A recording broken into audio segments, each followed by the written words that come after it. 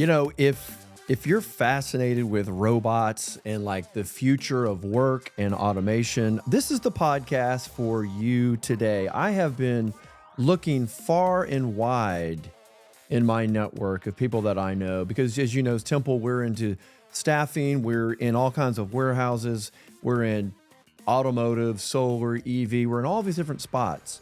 And every time I go in and walk through these warehouses, they're getting more and more sophisticated. And I wanted to find a systems integrator. I wanted to find someone who was agnostic, who was a solutions provider, who could look across a warehouse and to determine these are big pain points. Here's how you can start implementing and automating and adding robotics. Drew, thank you so much for taking some time to come down and talk to us today. Obviously, this is your line of work. This is what you do for a living. You don't just show up and do podcasts for fun, although it is kind of fun. Where do we start today with this big topic? I think we start on maybe the evolution of how we're getting to robotics in the warehouse, because it didn't used to be this way. No, it didn't. So what's the genesis? I guess it has a starting point somewhere. Yeah, years and years ago when I started my career, we'd go into distribution facilities and put in, sometimes we had put 10 miles of conveyor into one facility just to move boxes around, to get them from the inbound point of the facility to the outbound point to where people could handle orders. But the main thing was it was all built around brick and mortar kind of distribution. So the systems at that point in time were designed to have bulk products come in, broken down, sent out to stores that people would go physically shop at. Obviously, as we all know, a lot has changed now because we all shop online with e-commerce. And over the last 15 years, the warehousing environment has had to change significantly because of that. All right. So when we were talking a little bit offline, you mentioned there were a few industries that you have worked in, or that some were more suited and adept for change. I think one of them was, we mentioned food and beverage. I think you mentioned beverage. I thought that was one area that you had quite a bit of experience. I'm just curious, what type of a warehouse, what are the characteristics of a warehouse when you're looking at it that you see this is a good candidate, a potential to start introducing automation and or robotics? Typically, if I walk into the warehouse and I see a lot of manual activity, which honestly is a significant number of them, I've seen reports that less than 15% of warehouses that are around have any sort of automation at all. Most of them are still living in a legacy environment where they've got people in forklifts moving all the product around. So if I go in there and I see that, I see them still, a lot of them even handling the orders, walking through the warehouse, handling the orders with just clipboards and paper. I saw one last year where they were actually taking pieces of corrugated boxes and they were writing the orders down on them and filling them by writing orders down with pen and ripped up pieces of corrugated boxes. Okay, this box needs can you go? Okay. Yeah. There's some industries that are ripe. So you think this is a ripe industry for change? Absolutely. Yeah. As you touched on, food and beverage production facilities, automotive facilities have been really heavily automated for many, many years. But the warehousing industry is just getting started. And that's why I've seen some really advanced technology being tried out by some of the big players that have the money. We've seen in the marketplace, we've seen in the news, these humanoid robots. They look like people. Oh, I can't wait. I hope we can get into that a little bit. I did want to kind of pick your brain about Optimus. I'm very bearish. I'm bullish on Optimus. So let's get to that later. I do want to hear your thoughts on that. Certainly. So it is Okay. warehousing is lagging behind. So just to give people a little bit of an insight of how some of these manufacturing operations work, you'll have the main production manufacturing floor. It could be 1 million square feet. It could be more than that. These can be enormous operations. However, when you go further out, a few miles out, you'll find the warehouses that have all the raw materials, like in bulk. And those are, incoming, outgoing, and then shipping that directly to the production site. And the production site is where you might see more of that automation. That's where we see it. But we also staff those little warehouses. And when we go into those warehouses, it is literally what you've just described. Now, not the people Yeah, writing on and the cardboard, but it's yeah, it's pretty much manual labor and forklifts. That's pretty much what we're seeing. So I want to understand from your point of view, how do you lead a company into automation, into this transformation? This is what I want people to learn today, is how can they go through that process?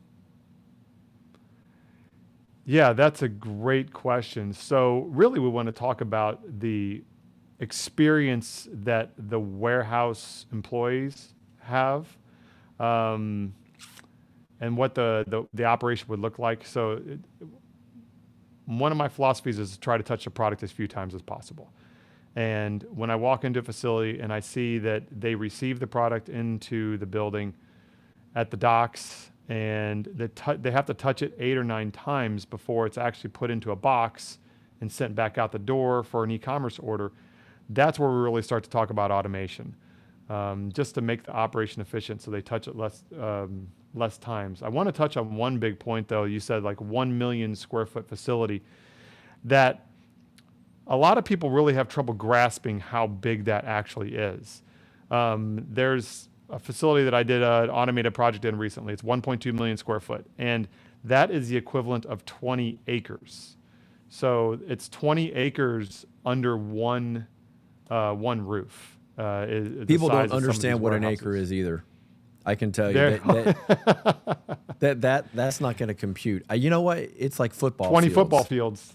fields. 20 That's football yeah. fields. That's how I do it. It's like, okay, people, the soccer pitch. You think of it like in those terms. Okay, is that it? Got Yeah, it. is that? So But just by the way, just out of curiosity, you said it's a football field is an acre. Is that?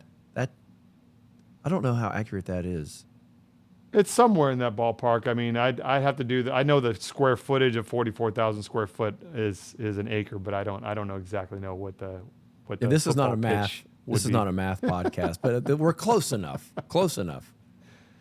in the ballpark. It's large, and so there's there's some studies that have been done that on average the employees will walk around 15 miles every single day to put product into the shelving and then to take it back out and pick the orders. And so there's been a lot of effort recently to minimize that travel time for the operators, and that's where the automation comes into play. And we can do what's called goods to person systems, where the product is brought to the employee to pick out of it whenever at the receiving dock. They just put the box on the shelf. A robot looks like about a 400-pound like vacuum cleaning style robot, where it lifts a pallet up and moves it away, and they can move about 3,000 pounds away from the employee. So that makes it easier. So then now the people aren't walking around as much. They get more. And then from a comfort level, we can put focused HVAC in that area. Their workstation is kind of like set up how they want it to be set up. It's just more ergonomic, more friendly for the operators. And there's been a transition into trying to focus more on these flexible kind of work cells around Yeah. that as well. Yeah. I want us to talk a little bit about those flexible work cells, because when you're looking at staffing a warehouse for yourself, or if you're using a staffing agency to help you bring those people in, the big problem that the end client has is you're dealing with liability, you're dealing with injuries, you're dealing with workers' comp, and that's what really drives your rates. is how many injuries you're having. And what I see is underlying these great ideas and systems that you're implementing, Drew, is you're limiting the risk. You know, I can speak from just experience. When I go into a warehouse, I don't have a step counter, but if I did, I would probably see the numbers that you're talking about. Because when I have to walk across, walk into one side and cut across and have a meeting and then cut back across to the other side, I've walked, a mile just in a very short period of time. And so imagine working in there every single day. You're putting a lot of miles on yourself. And what that means is you're moving in and around production. You're not just walking outside in a controlled environment, right? You're going through where there's people, there's forklifts, all kinds of things that are being moved around. So your risk is much higher of injury. So this is the benefits I find are enormous. So tell us more about this flexible workstation. Now, let's hear about this. So some of the warehouses and even some of the automotive manufacturers have worked into this idea of a people-centric kind of setup in the facility, to where now instead of having one break room or one set of bathrooms in the facility, they might break it up into a couple of different areas, and so the entry points into the building can be split up a little bit. So that big giant warehouse that takes you 15 minutes to walk from one side to the other, they might split it into 4 zones. And with these goods to person types of automated systems, you can have smaller teams working together. And when they have to take their break, they don't have to walk 15 minutes to the other side of the building anymore to go take a break. The break rooms are going to be close to them. So the flexible work cells are set up in a way to have everything that the employee needs close to them, and it is adaptable to the different the needs of the operation. But that's kind of a new thing that I've seen is actually setting that up to where you've got more smaller pods of people that are used to working together. I like that idea, but I can imagine that's probably better to have that idea in mind before you start. Yes, absolutely. Yeah, you want to have You're not going to retro that. I mean, maybe, but from the warehouse, from the systems that I've seen, once that footprint is in place, there you can only make minor modifications. So yes, I would agree with that. It's from a building standpoint, you typically don't do a lot of infrastructure changes. So taking it back a little bit on maybe where the break rooms are, when we put in a goods to person automated system, that's where we will keep the employees working at. And touching on the point, like you said, about when you go into these facilities now, the traditional legacy warehouses, the forklifts are one of the highest risk areas. And what we try to focus on is keeping forklift traffic just at the docks of the building. So where the pallets are being handled. And that makes it safer whenever you're working in the rest of the building, because now you're not traversing across a forklift aisle to get to your to take a bathroom break or go eat your lunch. It's right there in your area. You're away from the forklifts. You're just handling the materials that you need to handle. So it does create a safer environment for sure. Yeah, I could see a situation where you've got your forklifts that go in, they offload the 18 wheelers. They stage it in that area, and then maybe you have some kind of robotic, some kind of automation that can take it to its final resting place. So it's not traversing, and the people aren't traversing through that, because that's pretty much what you see. You see the forklifts going all over the place, and they're using their horns to tell people to watch out. I mean, that's pretty much what you're going to see in a kind of a common warehouse scenario. So, what do you think warehouses are going to look like in the coming years? That's a bit of a loaded question, because I know of course. We're not down here giving you softballs. Yeah, how do I envision that they're going to look like in a few years? So I think a lot of the technology that we're starting to put in place right now will become more commonplace. The people are still going to be in the mix. That's the thing, is that I don't envision anytime in the near future where they're going to go to what's called a lights out or a dark warehouse to where things are fully automated. What we see happening is the automation and the robotics making the people that are there more effective at their job, and also to make sure that we make less mistakes. So down the road in the future, what I envision seeing at the warehouses is going to be just activity around the docks. So the back side of the building right now, where you have all those forklifts driving around, honking their horns, making sure that you're watching out for people, I envision that becoming less and less common, because this type of technology to move the product away from the people at the front of the building, that means that now the personnel activity is going to be concentrated to maybe 100,000 square foot out of that 1.2 million square foot building. The other 1 million square foot is going to be an automated system where the product is being moved around automatically and sequenced for the people to be able to do their job and pack out the orders that we get online and order and expect to be there in, I don't know, a few hours at this point in time sometimes. I do think that's the fear. People think that you called it lights out, dark, meaning, if robots are in there managing everything, you don't really need lights on, right? Because that's not how they operate. I assume that's what you mean by that. That's exactly it, and I don't see that happening anytime soon. Maybe not ever, because I think there's people are some kind things of, that humans do really well. yeah, I think people are just kind of in general kind of worried about that. I'm still want us to hold off on the Optimus. I want to finish with that because that's kind of, it's in the news, and Elon has talked about the Grok 4 is being launched this summer, and they're talking about, combining that kind of intelligence with the humanoid. So we're going to get to that a little bit later. What is it that is holding back leaders, though, from making this decision right now to automate? Because you've just said, what, 15 to only 10% of warehouses are at this level of sophistication. So what's the holdup? There's a couple of different things that cause the leadership to maybe hesitate to put in the automation technology.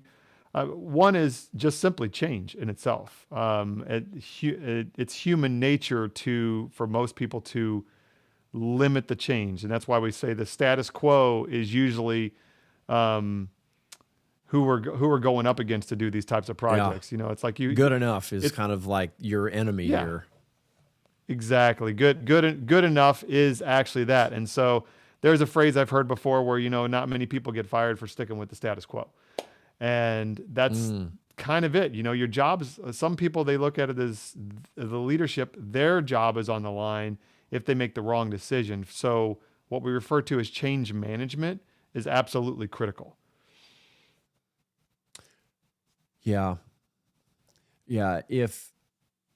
And I could see a situation where you may be an innovator, you may be someone who likes to implement or see change, but if you're in an organization that you just don't think is ready for that, why would you stick your neck out and try Yeah, to push something?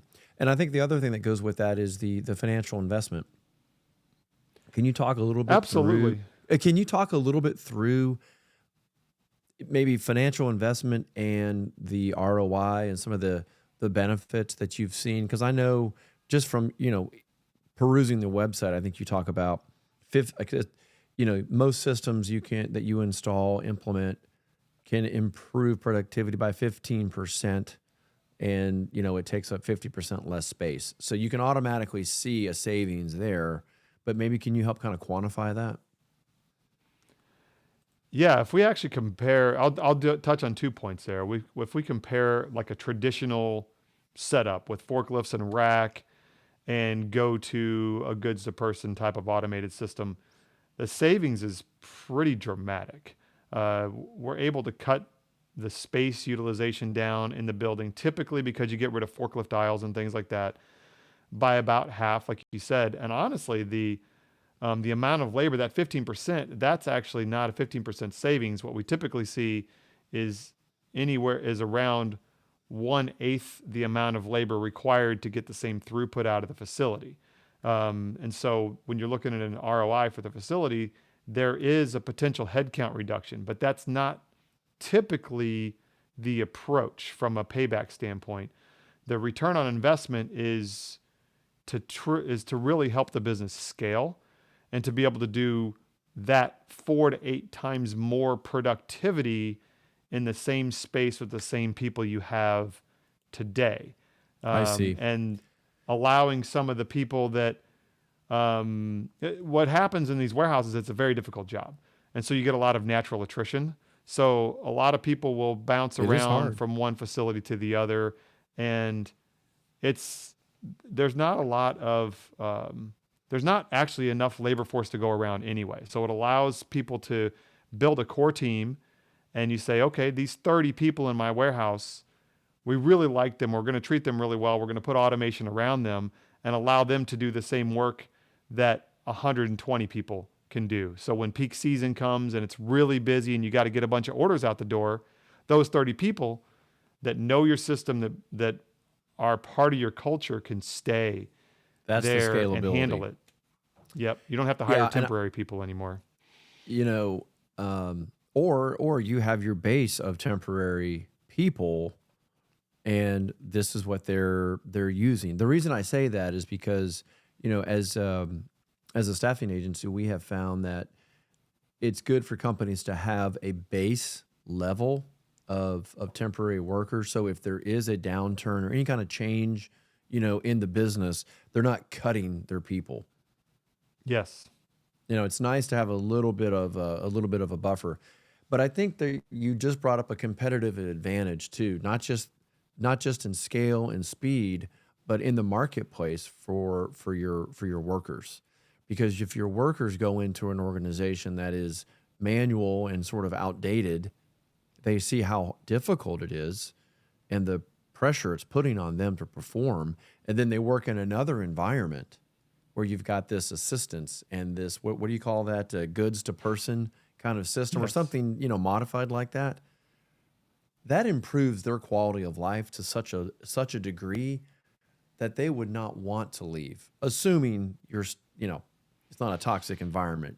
All things being equal, I think you're going to do a better job of creating loyalty in the marketplace. And that's the big problem that these companies have. There's just turnover. They just don't, no one really seems to care. And so I think if you put in a system like that, you're not just benefiting the company and the productivity, but as a kind of a side, benefit, really. It benefits the people. It really is. The places that we've put this type of technology in to operation, we do see that transformation. The workers that are there that are working on moving the product around and picking and packing the orders, now they get excited, they're working around new technology. So they like working around the robotics, and they go home and they tell their friends and family, hey, we're working around robots, which continues to evolve and It is advance, pretty we'll touch cool. on later. But it does generate that core tight team, because the other piece is they see each other now.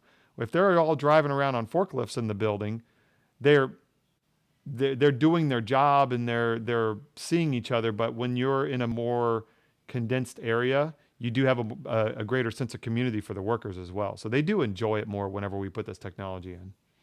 Hmm. Are there I think before we do transition into the robot, because that's just something I'm just so interested in. I want to see them. I mean, me personally, I think I will be an early adopter. I think I personally would love to see how it could work in a home environment. I think it would literally be like I am in the Jetsons world at this point, but we're not quite there. But I want you to finish with what are the other obstacles? I mean, what is it that is holding back, do you think? I mean, if you have 85% that are not using this, what else is it that's other than change or money?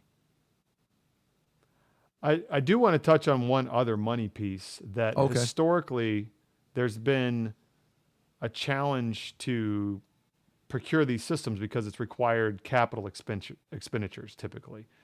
And the challenge with that is that as a warehouse owner, an operator, someone purchasing the automation, they are about 85 to 90% into the payment of that system before they start to actually realize any benefit.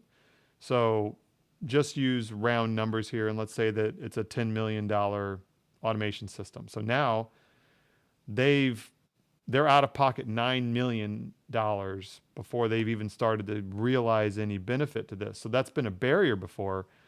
There's some companies that have realized that and are understanding the technology enough to be able to provide the warehouse leadership with the opportunity to do operating expenses, to do an operating lease, and do it in a way that allows permits it to be economical at that point in time, because now you're actually able to go in and do this system and not have to make full payments on it up front, and you're bleeding that spreading that out over time, and it's not a typical financing structure. So that's been one of the big barriers as well. And then I'll touch on the software piece. Yeah, well, yeah. So go ahead. What about the software piece? Another barrier for a very long time was just simply integrating these automation technologies in with the existing software in the building. Many of these warehouses that are a little bit sophisticated, so most of them do have what's called a warehouse management system running, WMS, Yes. that handles their inventory. Most aren't walking around with cardboard and pins. That's a rarity, but it still happens. I just wanted to make sure that you're aware that it actually does happen. But that integration with those software systems has been a challenge in the past, and that's becoming easier.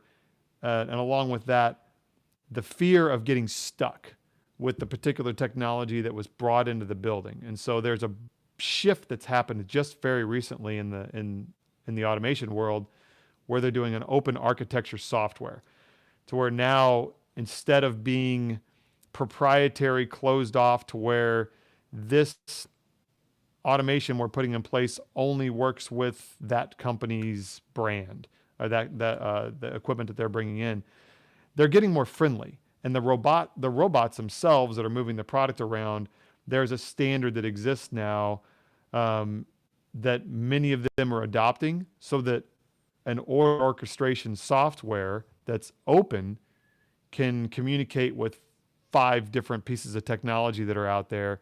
And then as the owner, if you want to add one 2 years from now, or one of them becomes obsolete, then you can make that change. And that's been a really big shift just in the last 5 years that I've seen. Yeah, for people who don't understand, you're really just talking about the ability to spend less money because you're not locked in to one provider. You're not just this captive audience where I've heard nightmare stories. This is somewhat, it's not really related, but it's still automation. There's some of the really high-end agriculture equipment. I've heard nightmares Yeah. that you can't add anything additional to these, say a tractor, for example. You've got to go back specifically to the manufacturer and get your software updates and add everything through them. I wish I had more details on that, but I just remember hearing something about that they were furious that they were just so locked in with this one provider. And what you're really saying is that with this open architecture now, it's cheaper to move in and out of other platforms and try something different. Because I think that would be what I would fear as well. Like, I'm going to make this investment in this one style of automation, but I know the world we live in right now. Things are advancing so quickly. So in the back of my mind, I'm probably thinking, well, should I wait? And see, I think you probably have that. Should I wait? Is something better going to come? And so having some kind of open architecture would allow you to start, get your automation moving, and then if you see something you want to, rotate in or out, maybe there's a little more flexibility. Is that a fair assessment? That is you're hitting the nail on the head there. I've heard the phrase before, and I use it quite often. Don't let perfect get in the way of good as well, because if you can wait and you can get into this paralyzed state to where you go, what if I put something in place today, and it's going to be better tomorrow or better next year, and then you just hesitate and you don't do anything at all. So try not to be perfect. The perfect technology may not exist for what you're trying to do, but do something that is a good fit and move forward with it. Yeah, it'll be better than doing nothing at all. Okay, Yep. so let's talk about robots. Have you The seen humanoid any style ones. humanoid style robots? Right. What do you talk to us? What are you seeing? What do you think's going to happen in this arena? Well, there's someone that's been doing this for a very long time. Like I know you had mentioned the Tesla robot, but Boston Dynamics has been doing True. robots for a very, very long time, and they've actually gotten put in place in several facilities that are trying them out. There's an automotive company that is trying them out. So there's that robot that I've seen. I've also seen another one from a company named Agility called Digit, that when you go to the warehouse trade shows, they're the ones that have kind of made the splash on the trade show floor, Sure. because they were designed to work with boxes and to move boxes around. And so I've seen them. Now, that does also bring up a point that there's a few that are out there that are kind of masquerading as robots, and it's if you see one that has very human characteristics waving at you and things like that, there's a chance that there's actually that's being teleoperated, and that someone is in a remote location Interesting. looking through the cameras, doing Sneaky. things and and which is great. I Like love a the puppet. technology. Like Yeah. someone's controlling it. And that's a really neat technology. And I think there's a great use for it, because now that you can remotely operate something in real time, That is you cool. do open up some doors. Just imagine that if you've got an application where you need to move around heavy objects all the time. Let's just say someone's got to move around tires, and that's very exhausting for a person to do. Well, maybe there's a teleoperated robot that someone could be operating remotely. It's not fully autonomous. You've still got an operator for it, but now that person can lift 100 pounds all the time, day in and day out, because they've got a robot doing it for them. You just made me think of something. What about the exoskeletons? Is that going to be a thing? Like the augmented suits I don't or know. whatever you There's a call them? company that I came across doing that. Cannot remember who that was, but it seems like it's a possibility with advancements in technology now. It's going to be a matter of what can be made more ergonomic for the individuals. But yeah, have you seen any of those in play? Only in movies. I not I haven't actually seen it being used anywhere in a warehouse with the lifting, because typically they're just using forklifts and such. But no, the movie is that Tom Cruise movie, Live, Die, Repeat. Oh yeah, that was a great one. Right, they used it for the fighting. Yep, I do recall that. That's actually a I was great just movie, talking by about the that. way. If you've not seen that movie, folks, that's one of my favorite. That's a great Tom Cruise movie. But so that's where I feel like science fiction is what people are dreaming up is what's possible. So I feel like that's in some ways a little bit of a precursor of like what could happen. Now let's talk more about That's let's talk interesting. about those Yeah. humanoid robots. Now you're right. Boston Dynamics, they have been around. I think Optimus has gotten a little more play lately just because it's part of Tesla and they are using them. And they've also talked about they anticipate, mass production at one point. And I'm just imagining, would there ever be like a staffing company one day that has, a fleet, if you will, and they send them out? I would say that I used to think that was just a far-fetched dream, but it could become a possibility that they're more generalized robots that could do those types of tasks especially with the continued advancements of the AI and the large language models to be able to adapt and understand and interact with people. It's probably a ways off, but it might be here sooner than we realize. Yeah.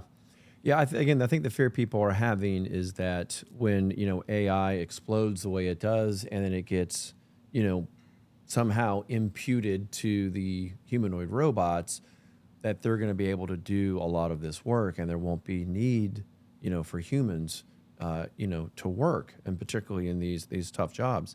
You had told me something off air. You said, what did you call it? You called it dangerous. The best jobs for automation are the 3Ds. Yes, we typically classify automated jobs if they're dull, dirty, or dangerous. We try to target those types of things to be automated. And right, and to me, that's the best case use for these robots. yeah, absolutely. You're putting them in an environment to where it is dirty and dangerous for a human to be in. So now you're freeing up people to be creative, doing things that we're designed to do that these humanoid robots necessarily aren't. They're gonna follow tasks that they're assigned when they get to that point. But yes, now no one's going to hold. Now no one's taking that. Go ahead, Drew. Sorry. Yeah, I was done. I was just saying, yeah, taking that risk away from the people. Right. Yeah, and that's certainly what it would do. All right, so we're not going to hold you to it, but we might put this in the vault and just check back and see just how accurate you were. No pressure. No. When do you think we will see humanoid robots in warehouses? Well, we're actually seeing them now to some extent. They are being tested out. A few different providers are testing them out. When do I see them maybe actually performing tasks in a beneficial way? It could be, I would say, less than 5 years.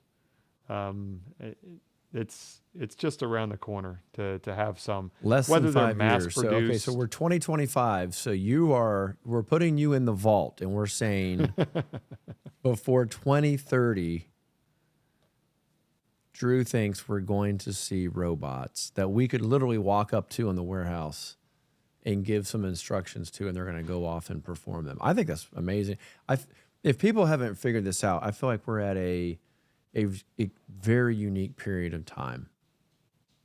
You go back in history, and you think, how many exponential jumps, have there been? And I think we're on the precipice of probably the most advanced jump that we have seen in hundreds of years. It certainly feels like it, makes it important to keep a focus on humanity as the technology evolves very quickly. It's hard to keep up with it. That's right. Well, like I say, no pressure to be accurate here, but I was curious just when you think, and this is your business. I mean, you're dealing with, automation and you're seeing that. And as an agnostic integrator, I imagine you're looking at lots of different systems that are out there. And you know what? When you start seriously looking at humanoid robots in your system, you got to come back. You got to tell us. I mean, like if you're seriously having to go out and start evaluating them, because I know the stuff that you're looking at now is not that futuristic. So when that happens, though, you got to come back. Drew, it's good to see you again, my friend. Yes, great having a conversation with you, Tony. Yes, all right. Well, all right, everybody. Thanks for tuning in this week, and we'll see you next time here on Jobtopia.